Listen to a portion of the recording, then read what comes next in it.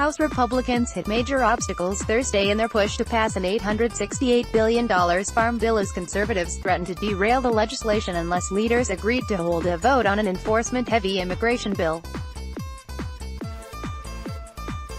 GOP leaders said they're willing to allow an immigration vote in the future, but said they want to approve the farm bill this week to keep their own schedule intact. "We're not going to stop working until we pass it," said Majority Whip Steve Scalise, Louisiana Republican.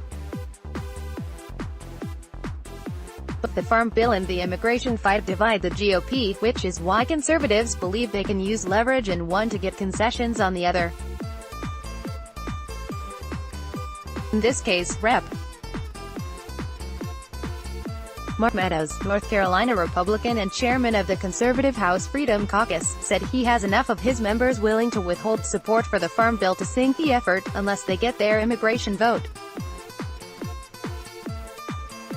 They want to see the House take up a bill sponsored by Representative Bob Goodlatte, Virginia Republican and chairman of the House Judiciary Committee.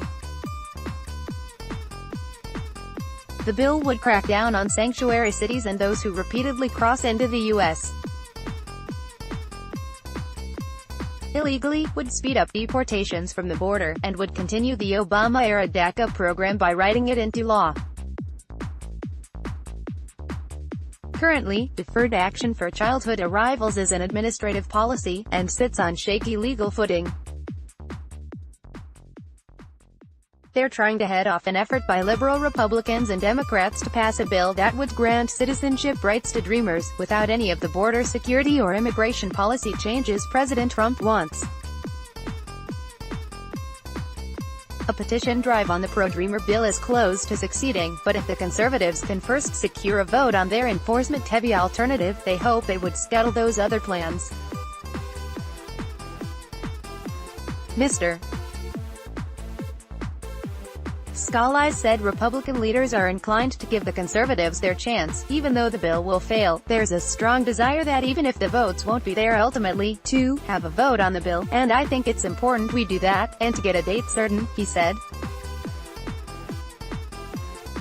That concession shows just how desperate GOP leaders are to get a win on the farm bill, which would reauthorize federal crop subsidies, agricultural supports and government food programs through 2023. Powerful farm lobby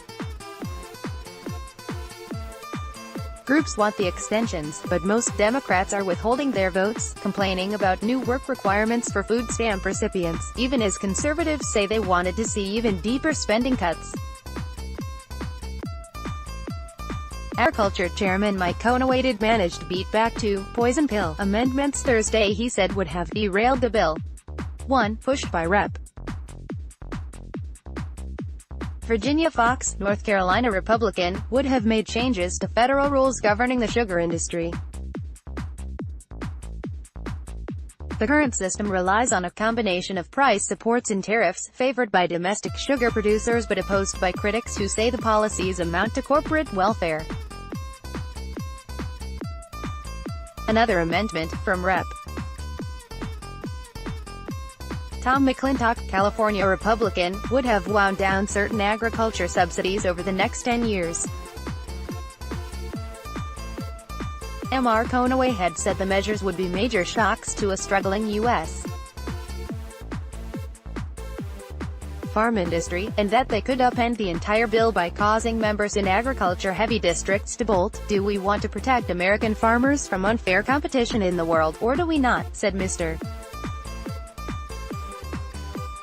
Conaway, Texas Republican. Democrats, meanwhile, continued to protest the new food stamp work requirements. "Republicans should scrap this bill," said House Minority Leader Nancy Pelosi.